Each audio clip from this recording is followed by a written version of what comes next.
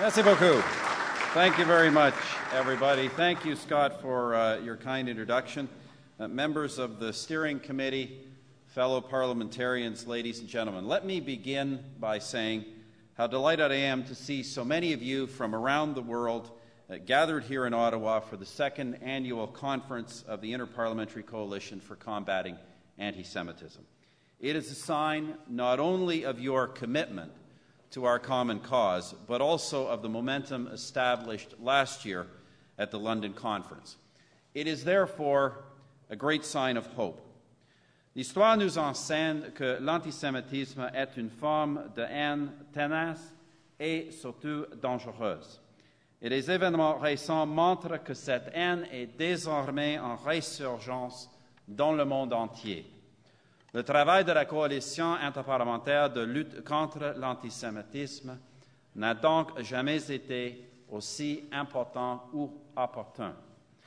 On behalf of the Government of Canada and all Canadians, I commend you and support you in the great and important work that you are doing.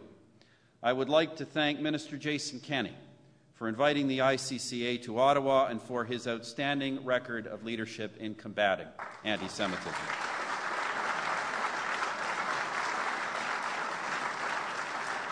I'd also like to thank my friend and introducer, Scott Reid, Chair of the Canadian Parliamentary Coalition to Combat Anti-Semitism, and Mario Silva, Vice Chair, for organizing this conference. And I'd like to thank all of my colleagues in the Parliament of Canada who are here today, including Professor Irwin Cotler, for their dedication to your mission.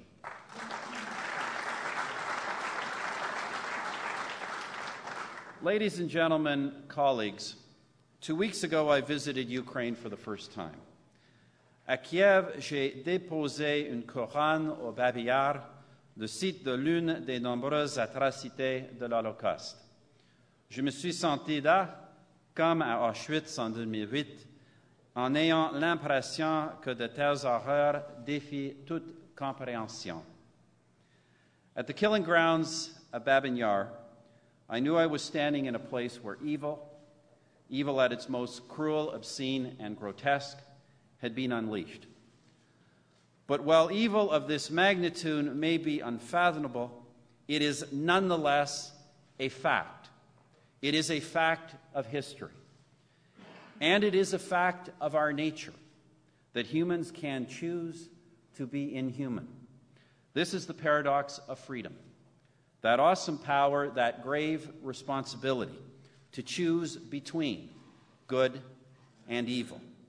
Let us not forget that even in the darkest hours of the Holocaust, men were free to choose good, and some did.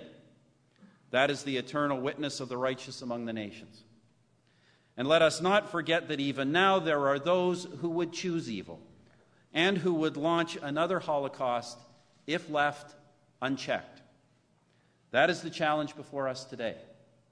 L'horreur de l'Holocauste est unique, mais ce n'est qu'un chapitre dans l'histoire longue et ininterrompue de l'antisémitisme. Mais dans les débats contemporains qui influencent le sort de la patrie juive, malheureusement, il y a ceux qui rejettent le langage du bien et du mal. Ils disent que la situation n'est pas noire et blanc, qu'il ne faut pas choisir son camp. In response to this resurgence of moral ambivalence on these issues, we must speak clearly. Remembering the Holocaust is not merely an act of historical recognition. It must also be an understanding and an undertaking. An understanding that the same threats exist today, and an undertaking of the solemn responsibility to fight those threats. Jews today in many parts of the world and in many different settings are increasingly subjected to vandalism, threats, slurs, and just plain old-fashioned lies. Let me draw your attention to some particularly disturbing trends. Anti-Semitism has gained a place at our universities, where at times it is not the mob who are removed, but the Jewish students under attack. And under the shadow of a hateful ideology with global ambitions, one which targets the Jewish homeland as a scapegoat. Jews are savagely attacked around the world, such as most appallingly at Mumbai in 2008. Un impitoyable tenant de cette idéologie menace effrontément de rayonner Israël de la carte tout en faisant fi à maintes reprises des obligations que son pays a prises en vertu des traités internationaux. Je pourrais continuer, mais je sais que vous serez d'accord sur un point. Tout cela n'est que trop familier.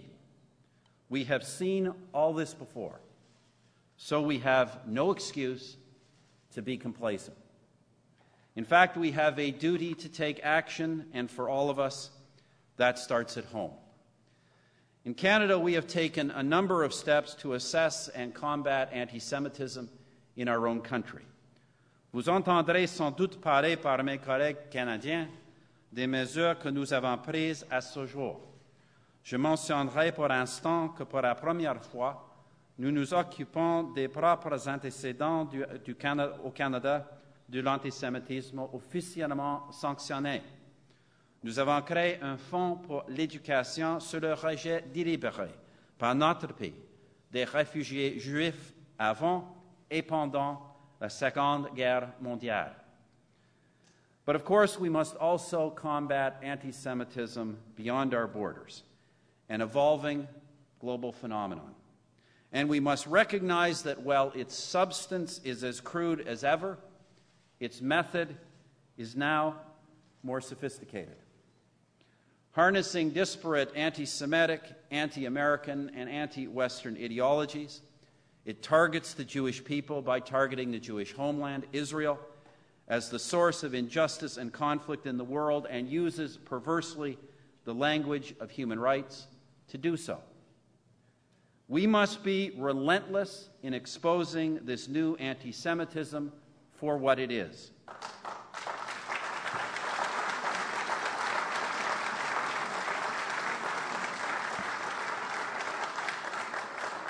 Now, of course, Israel, like any country, may be subjected to fair criticism. And like any free country, Israel subjects itself to such criticism. Healthy, necessary, democratic debate. But when Israel, the only country in the world whose very existence is under attack, is consistently and conspicuously singled out for condemnation, I believe we are morally obligated to take a stand.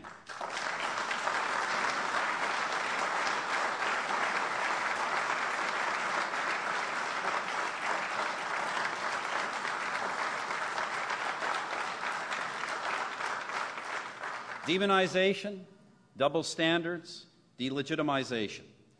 The 3 Ds, it is a responsibility of us all to stand up to them.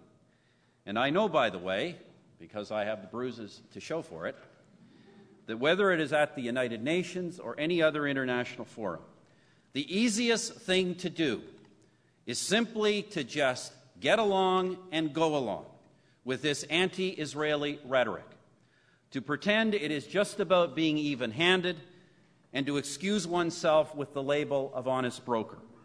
There are, after all, a lot more votes, a lot more, in being anti-Israeli than in taking a stand. But as long as I am Prime Minister, whether it is at the United Nations, the Francophonie, or anywhere else, Canada will take that stand, whatever the cost.